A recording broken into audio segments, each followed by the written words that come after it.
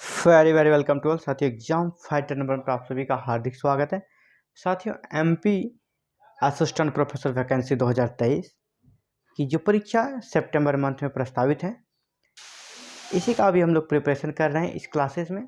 और इस क्लासेस में हम लोग पेपर 1 जो कि कंपलसरी है सभी के लिए, सभी स्टूडेंट्स को पेपर 1 का एग्ज़ाम देना ही है, जिसमें 50 प्रश्न रहेंगे और फुल मार्क्स 200 का है। तो ये बेसिकली एमपी जीके और आईसीटी के प्रश्न रहेंगे, करंट अफेयर्स रहेंगे। तो अभी हम लोग एमपी जीके सेक्शन को कंप्लीट कर रहे हैं और इस क्लासेस में पुनः आप सभी का हार्दिक स्वागत है। आज हम लोग देखेंगे मध्य प्रदेश की सीमाओं का विस्तार, extension of borders of MP, Madhya Pradesh की सीमाओं का विस्तार।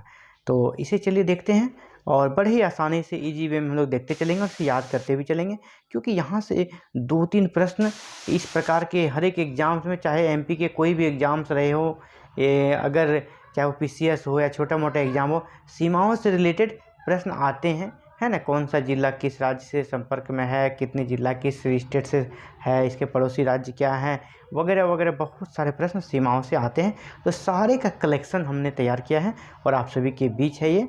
चलिए क्लासेस में हम लोग प्रवेश करते हैं।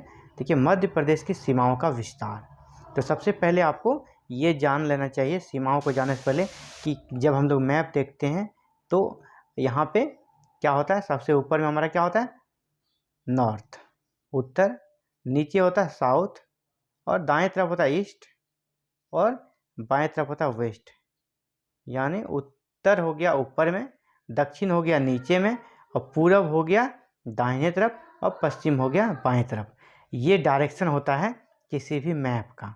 तो एमपी यानी मध्य प्रदेश की सीमा, जो उनके जो चारों साइड जो डायरेक्शन है, चाहे वो उत्तर हो, दक्षिण हो, पूरब हो, पश्चिम हो, वो कितने स्टेट्स को टच करती है उनकी सीमा, तो वो है 5 स्टेट्स। आपसे प्रश्न पूछा जाएगा सीधे, कितने राज्यों की सीमाएं मध्य प्रदेश से को छूती है या सम टच करती है, तो टोटल कितना हो गया, 5 राज्यों की सीमाएं मध्य प्रदेश से सटती है, संपर्क करती है।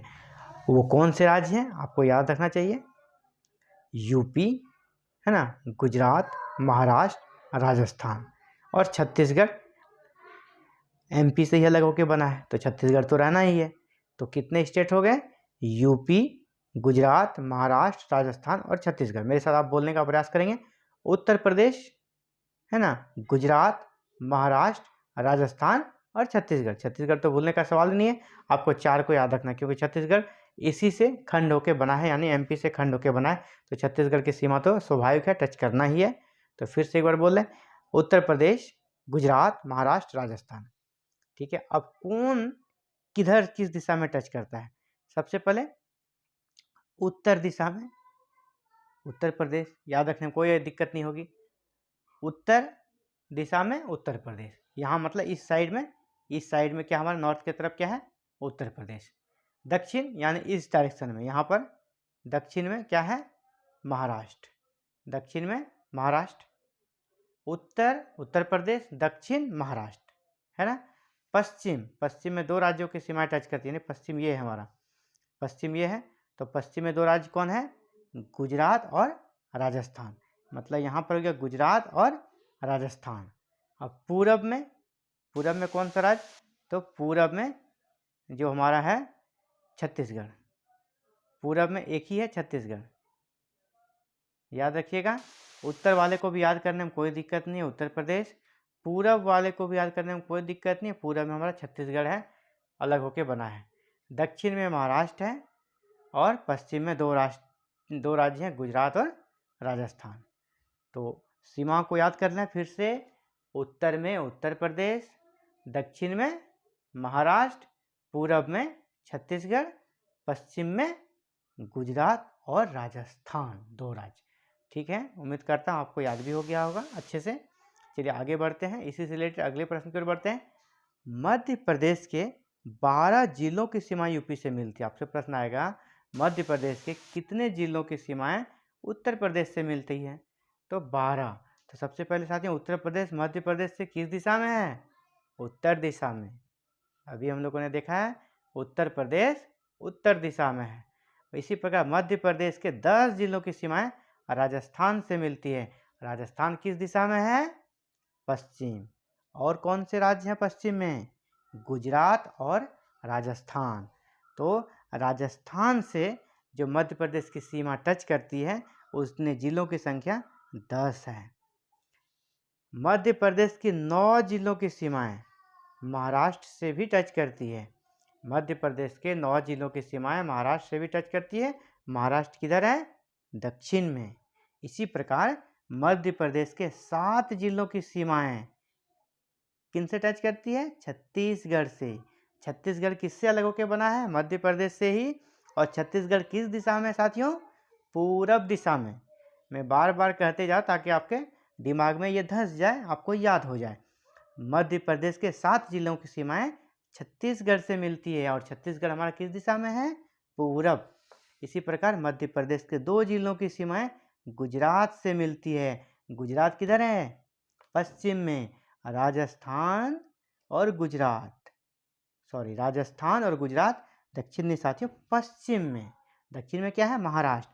तो पश्चिम में 2 राज्य मिलते हैं, राजस्थान और गुजरात। जहाँ राजस्थान के 10 जिले टच करते हैं मध्य प्रदेश की सीमा से, उसी प्रकार गुजरात के सिर्फ 2 जिले टच करते हैं मध्य प्रदेश के सीमा से।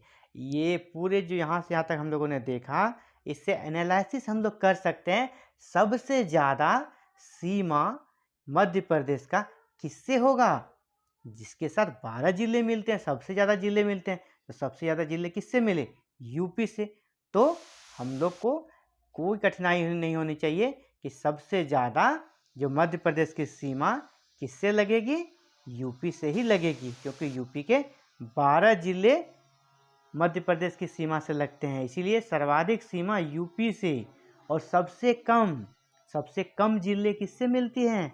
गुजरात से। गुजरात से सिर्फ 2 जिले मिलते हैं। इसीलिए सबसे कम सीमा मध्य प्रदेश का किस राज्य के साथ है?